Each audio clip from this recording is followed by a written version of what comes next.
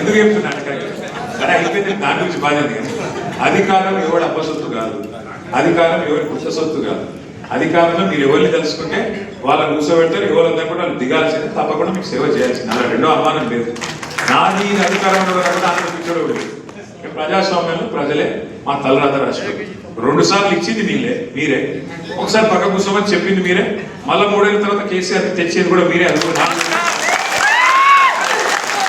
ఎందుకంటే రాష్ట్రంలో అందరికంటే కట్టుబడినోడు ఎవరైనా ఉన్నారా అంటే రైతే ఉంది. అందరు ఇప్పుడు నేను నిజంగా చెప్తున్నా, నేను ఉత్తవ 3 ఏళ్ళు ఎలక్షన్ చాలా దూరం అయినా కూడా చెప్తున్నా ఒక చిన్న మైకు తీసుకుపోయి ఎవరైనా రైతు ముంగట పెడితే ఏం మాట్లాడుతున్నావు, ఎట్లా మాట్లాడుతున్నావు చూసిరేమో. అసలు చరిత్రలో నాకు తెలిసి ఏ ముఖ్యమంత్రి కూడా గిన్ని తిట్టు తినోడైతే ఉండేది. పెద్ద మనిషి చూసినాడు, పెద్ద ఆయన పెద్ద వయసు చూసిరే వారు. నాకు తెలుగులో ఇన్ని తిట్లుంటాయి కూడా అమ్మతోడు ఏం తిట్లు అవి, ఎన్ని తిట్లు, భయం అనేది లేదు. ముఖ్యమంత్రి లేదు, మంత్రి లేదు, వాడు ఎవడైతే వాడు కూడా వాడుతుంది. ఎందుకు ఇంత కోపం వచ్చింది?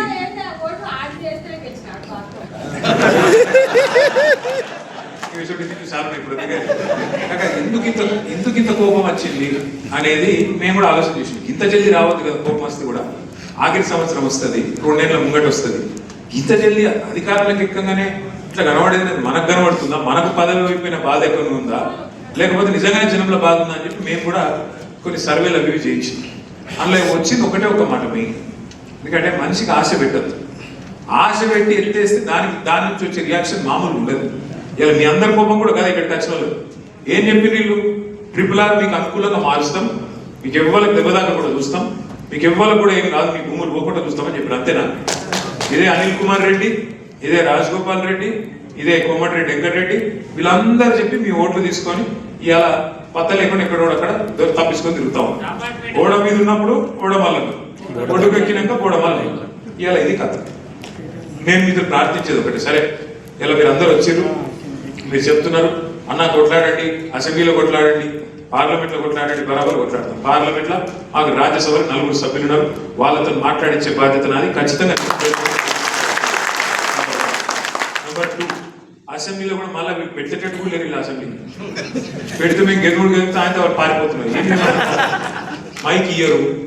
మన జగదీష్ అన్న మాట్లాడుతుంటే ఆయన తీసుకుపోయి సస్పెండ్ చేసి పారేసింది. మీ జిల్లాకి వెళ్ళి ఉండడే ఒక్కడు మనోడు. ఆ సెషన్ మొత్తం సస్పెండ్ చేసి మరి ఈరోజు మాట్లాడిస్తాను కూడా మైక్ ఇస్తాను కూడా భయపడతాను ప్రభుత్వం. ఒకటైతే వాస్తవం, సరే ఇలా కత్తి వాళ్ళ చేతులు ఉన్నది, యుద్ధమేమో మమ్మల్ని చేయమంటారు, మీరు పర్వాలేదు చేస్తాం, అయినా కూడా చేస్తాం.